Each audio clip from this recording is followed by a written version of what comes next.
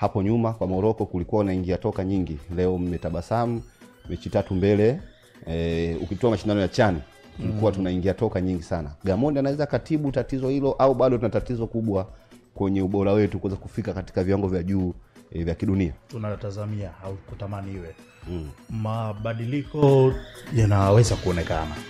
Ni lazima kwa sababu ni kocha ambaye yupo na uzoefu mkubwa compared to makocha ambao wamepita siku za karibuni, hususan hasa kwa maana ya kuwa kocha ngazi za vilabu. Kwa kocha ngazi za vilabu unapata muda mrefu sana kukaa na hawa wachezaji compared to makocha timu ya taifa.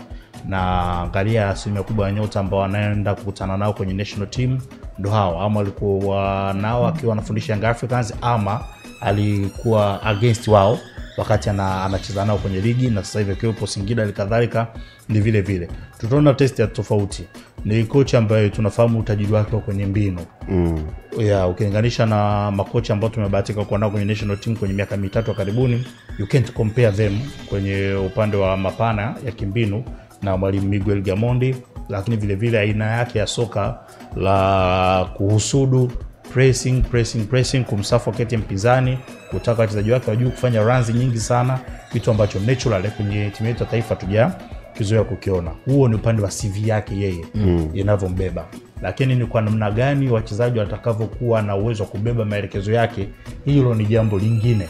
Ndio maana inabidi tubalance kwenye matumaini yetu. Akiwa kwenye club anatoa mapendekezo kwa viongozi, nataka mumsajili nani kulingana na aina ya mbinu unazotaka nizitumie. Haupati luxury kwenye timu ya taifa.